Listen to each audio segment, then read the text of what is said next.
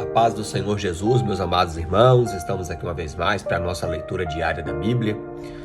E hoje nós estaremos concluindo as leituras no segundo livro das Crônicas. Hoje nós leremos os capítulos 35 e 36.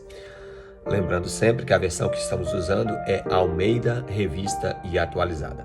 Amém? Vamos lá então? Capítulo 35. Josias celebrou a Páscoa ao Senhor em Jerusalém e mataram o cordeiro da Páscoa no 14º dia do mês.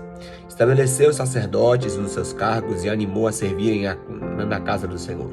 Disse aos levitas que ensinavam ao povo de Israel e estavam consagrados ao Senhor: onde a arca sagrada, na casa que edificou Salomão, filho de Davi, rei de Israel, já não tereis esta carga nos ombros. Servi, pois, ao Senhor vosso Deus e ao vosso povo de Israel.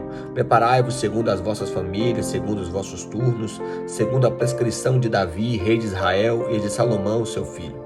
Ministrai no santuário segundo os grupos de famílias dos vossos irmãos, dos vossos filhos do povo, e que haja para cada grupo uma parte das famílias dos levitas. Imolai o cordeiro da Páscoa, santificai-vos e preparai para vossos irmãos, fazendo segundo a palavra do Senhor dada por intermédio de Moisés. Ofereceu Josias a todo o povo cordeiros e cabritos do rebanho, todos para sacrifícios da Páscoa, em número de 30.000, por todos os que se achavam ali, e de bois 3.000, tudo isto era a fazenda do rei. Também fizeram os seus príncipes ofertas voluntárias ao povo, aos sacerdotes e aos levitas. Ilquias, e Zacarias e Jeiel, chefes da casa de Deus, deram aos sacerdotes para sacrifício da Páscoa 2.600 cordeiros e cabritos e 300 bois.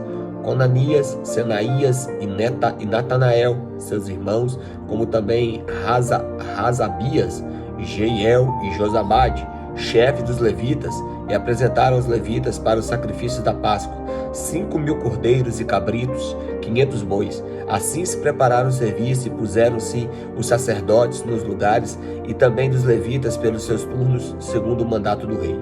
Então imolaram o cordeiro da Páscoa, e os sacerdotes aspergiram o sangue recebido das mãos dos levitas, que esfolavam as rezas.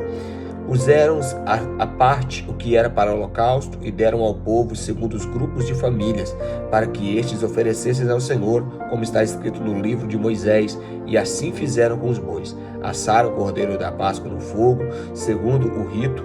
As ofertas sagradas cozeram em panelas, em caldeirões e em assadeiras, e os levitas as repartiram entre o povo. Depois as prepararam para si e para os sacerdotes, porque os sacerdotes, filhos de Arão, se ocuparam até a noite do sacrifício dos holocaustos e da gordura, e por isso é que os levitas prepararam para si e para os sacerdotes, filhos de Arão. Os cantores, filhos de Asaf, estavam em seus lugares, segundo o mandato de Davi e de Asaf e de Remã e de Geduntum, o vidente do rei. Como também os porteiros em cada porta, não necessitaram que se desviarem do ministério, porquanto seus irmãos, os levitas, prepararam o necessário para eles. Assim estabeleceu todo o serviço do Senhor naquele dia para celebrar a Páscoa e oferecer holocaustos sobre o altar do Senhor, segundo o mandato do rei Josias. Os filhos de Israel se acharam presentes, celebraram a Páscoa naquele tempo e a festa dos pães asmos por 7 dias. Nunca, pois, se celebrou a Páscoa em Israel desde os dias do profeta Samuel, e nenhum dos reis de Israel celebrou tal Páscoa como se celebrou Josias com os sacerdotes e levitas e todo Judá e Israel que se acharam ali, e os habitantes de Jerusalém. No 18º ano, o reinado de Josias, se celebrou esta Páscoa. Depois de tudo isso, havendo Josias já restaurado o templo, subiu Neco, rei do Egito, para guerrear contra Carquemes, junto ao Eufrates. Saiu Josias ao encontro a ele. Então Neco lhe mandou mensageiros dizendo: que tenho eu contigo, rei de Judá? Não vou contra ti hoje, mas contra a casa que me faz guerra. E disse Deus que me apressasse: cuida de que não opores a Deus, que é comigo, para que ele não te destrua. Porém Josias não tornou atrás, antes se disfarçou para pelejar contra ele. não dando ouvidos às palavras que Neco lhe falara da parte de Deus, saiu a pelejar no vale do Megido. Os flecheiros atiraram contra o rei Josias. Então o rei disse aos seus servos: tirai-me daqui, porque estou gravemente ferido. Seus servos tiraram o carro e levaram para o segundo carro que tinha e o transportaram a Jerusalém. Ele morreu e o sepultaram no sepulcro dos seus pais. Todo Judá e Jerusalém prantearam Josias. Jeremias compôs uma lamentação sobre Josias. E todos os cantores e cantoras, em suas lamentações, se têm referido a Josias até o dia de hoje, porque as deram por prática em Israel e estão escritas no livro das lamentações.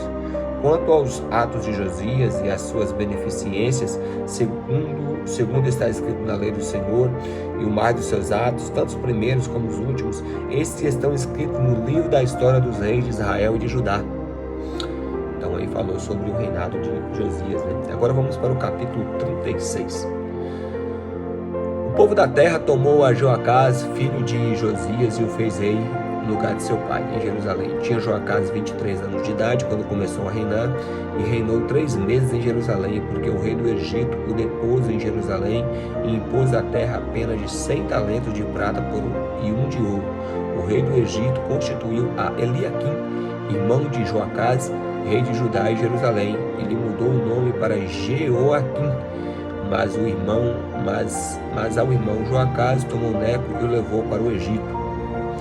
Tinha Jeoaquim a idade de 25 anos quando começou a reinar, e reinou 11 anos em Jerusalém. Fez ele o que era mal perante o Senhor, seu Deus. Subiu, pois, contra ele Nabucodonosor, rei da Babilônia, e o amarrou com 2 cadeias de bronze, para o levar à Babilônia. Também alguns dos utensílios da casa do Senhor levou Nabucodonosor para a Babilônia, onde o pôs no seu templo. Quanto aos mais os atos de Jeoaquim e as abominações que cometeu, e aos mais que nele se achou, eis que estão escritos no livro da história dos reis de Israel e de Judá. E Joaquim, seu filho, reinou em seu lugar. Então não confunda, né?